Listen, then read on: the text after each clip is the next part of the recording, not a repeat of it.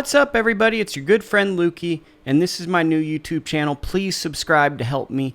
Look on the screen. Don't be a reoccurring viewer. Only 25% of the people watching these videos are subscribing. Hit the bell icon. Subscribe now, please.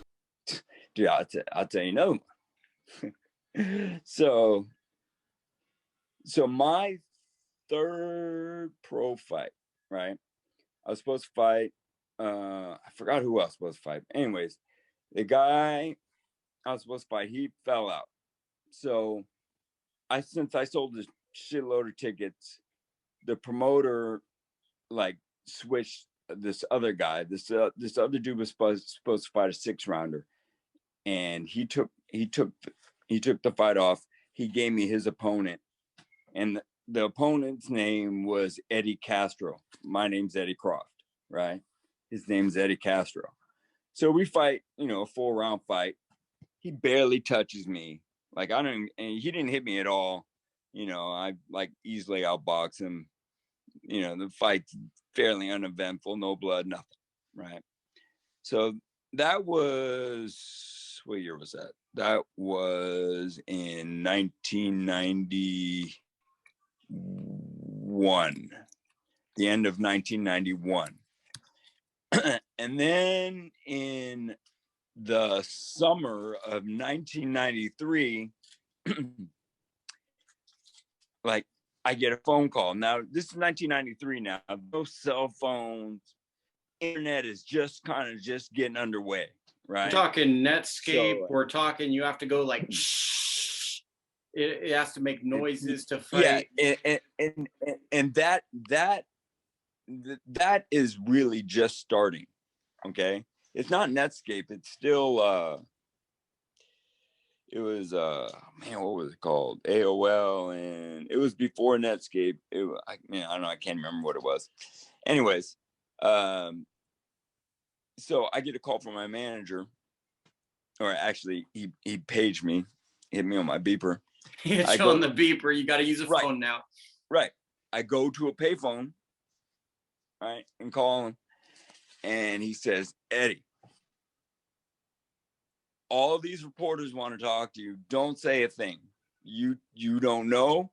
Tell them you don't know what the ramifications are. We're trying to find out." And I go, "What are you talking about, dude? What's going on?" He goes, "That guy Eddie Castro that you fought?" And I go, "Yeah." He goes, "Well, he went to New York, or not New York. He went to Las Vegas, to Nevada, and was going to fight, and had HIV, so they didn't give him a license."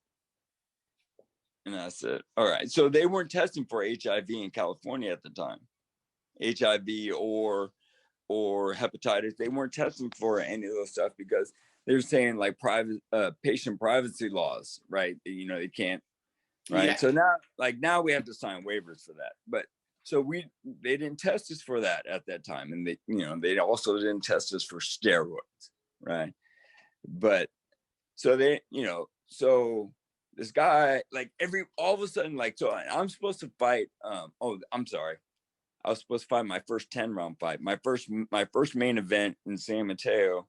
And this was like 3 days before the fight. The dude that we flew in to fight from Denver, he's like, "Well, I'm not going to fight the guy. He fought a guy with AIDS." This is like, still kind of, this is like coronavirus when it first came out, like COVID-19. Nah, dude, it's different. Different. This is AIDS, man. This is AIDS. Dude. I remember when Magic Johnson got it, and like he retired from basketball. It was like a big deal. Like because back then it was a death sentence. And still like, in '93, it still was like, man, it's still kind of taboo, and it's still like, and you're gonna die if you get this, right? So, not that you want to get it now. Don't get me wrong. You don't. It's not good to get it. But don't. Please, everybody, take this as a public service announcement. You don't want to get that shit. But all I'm saying is, like, this guy Vinny Ponzio, who I was fight, saying I'm not going to fight because everybody was saying it was me, because the dude's name was Eddie Castro. My name's Eddie Croft. I'm like, dude, what are you talking about?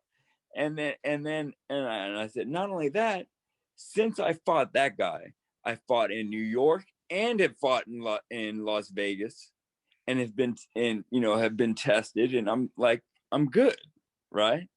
So like, then all of a sudden he called his personal doctor back in Denver, and the doctor assured him that it was fine. The fight went through, right? But after that fight, California started testing for HIV and hepatitis.